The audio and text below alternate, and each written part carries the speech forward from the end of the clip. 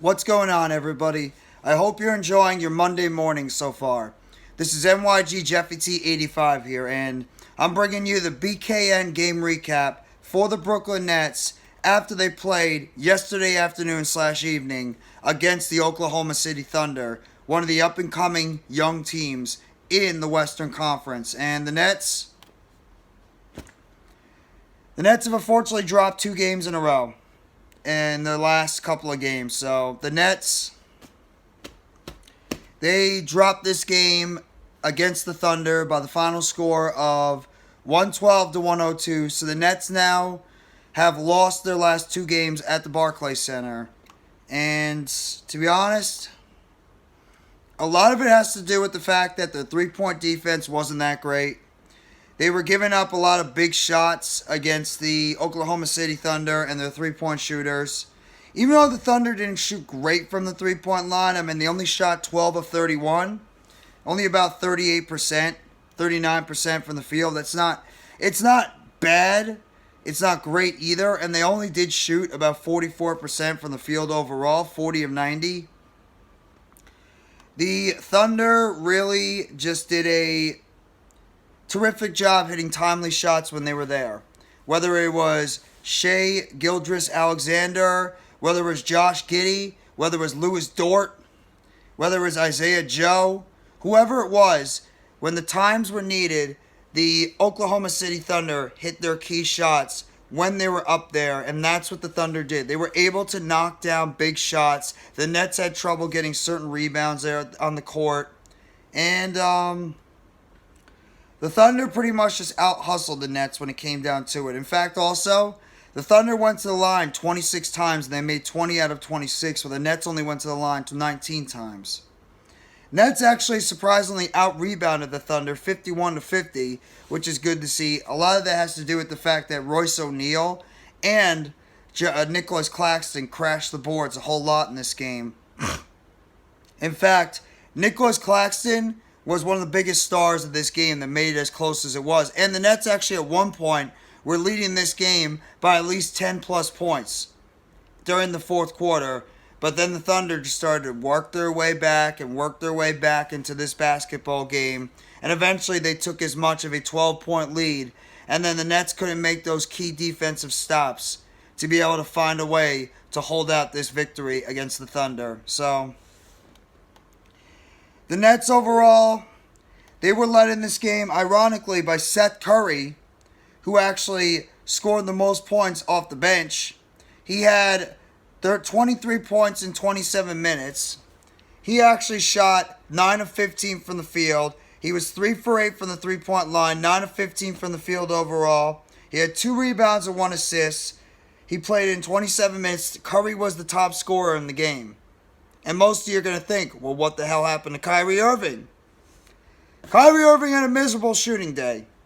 Maybe, just maybe, Kyrie Irving really is a better number 2 shooter. Because since Kevin Durant has gone out in the last couple of games that the Nets have played without Kevin Durant, Kyrie Irving has not shot very well.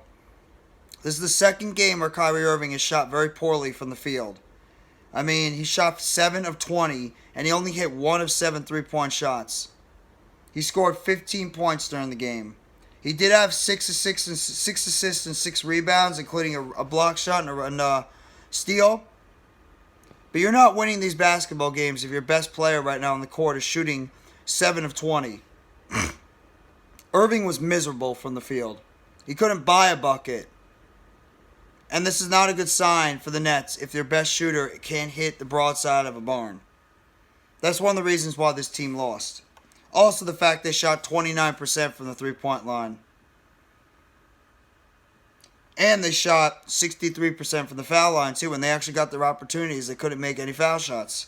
I mean, 12 of 41 from the three-point line? Not good. The best three-point shooter in the game was Seth Curry, 3 for 8. That's still not even, out of this world. I mean, talking about the rest of the guys out there. Like I said, Kyrie Irving, 15 points in 38 minutes. That's not getting it done. Joe Harris, 3 of 9 from the field, 2 of 8 from the three-point line, 8 points. He did have 5 rebounds and an assist. Did have 3 turnovers, though. Nets turned it over 15 times. Can't have that to Oklahoma City's 7 or 8. Nets turned the ball over almost half more times than the Oklahoma City Thunder did. And that's why they lost this basketball game also, because they couldn't stop turning the goddamn ball over. Royce O'Neal had a double-double. He actually came close to a triple-double. He had a very nice game out there. 11 points. He had 10 rebounds along with 8 assists and a steal. He did have 3 turnovers as well. He shot 4 of 10 from the field, 2 of 6 from the three-point line. So O'Neal was good, not great. You had Nicolas Claxton, who probably had the best overall game out of all the Nets. He had 17 points along with 13 rebounds. He had 4 block shots as well and 3 turnovers. He shot 7 of 10 from the field in 33 minutes, 3 of 6 from the free throw line. Claxton having a usual Nicolas Claxton basketball game out there. You're always going to get, around a double-double, 17 points. He's one of those guys that had to pick up the scoring load for this team.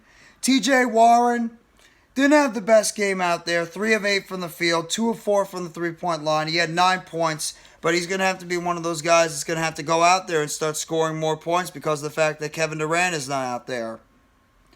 Patty Mills actually had some play out there on the basketball court. He scored 6 points in 2 of 7 shooting, 2 of 6 from the three-point line in 12 minutes. So Patty Mills had some play out there. I mean, Edmund Sumner started at the other guard position. He had 4 points and 3 assists and 2 rebounds in 12 minutes. He shot 1 of 4 from the field, so Sumner's tailed off a little bit from the court. He's not been as effective as he was earlier on, maybe about a week or 2 ago, so Sumner's tailed off a little bit. So the Nets have got to get themselves right, because fans, and I can understand why, are going to start panicking about this basketball team because of the fact now they've lost 2 straight games, both of them at home, while the Thunder are a very good young team, and the Boston Celtics are also a very solid team. Fans are going to start to panic because this Nets team is starting to show some cracks.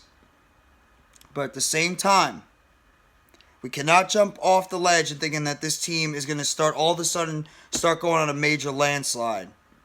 You got the San Antonio Spurs at 8 p.m. tomorrow night in San Antonio, one of the worst teams in the NBA. That is a get-right game. There's no reason why the Nets should not be able to take care of business against the San Antonio Spurs. And then you got the Phoenix Suns on Thursday in Phoenix. And Phoenix has not been great either, and they're dealing also with some injuries. So the Brooklyn Nets have got to find a way to take care of business against the San Antonio Spurs, and at the same time against the Phoenix Suns. It's a get-right game on Tuesday.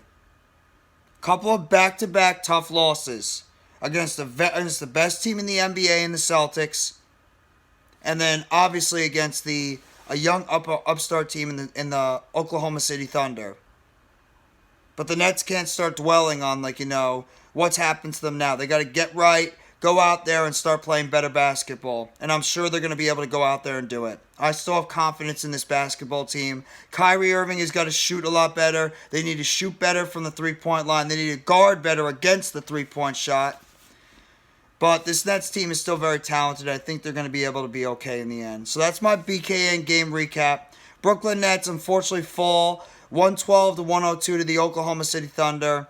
Now they've lost 2 in a row, and they have travel to San Antonio to take on the Spurs this coming Tuesday at 8 p.m. in San Antonio. So if you like this video, hit the like button below. Sub up if you haven't already to NYGJeffyT85 for more news, updates, chatter, and game recaps surrounding the Brooklyn Nets. Turn on the bell for notifications. The next video is short. They'll be dropping on the channel surrounding the Brooklyn Nets. And let me know in the comment section what you think about yesterday's loss to the Oklahoma City Thunder and your overall feelings on the Brooklyn Nets as they get ready to head to San Antonio.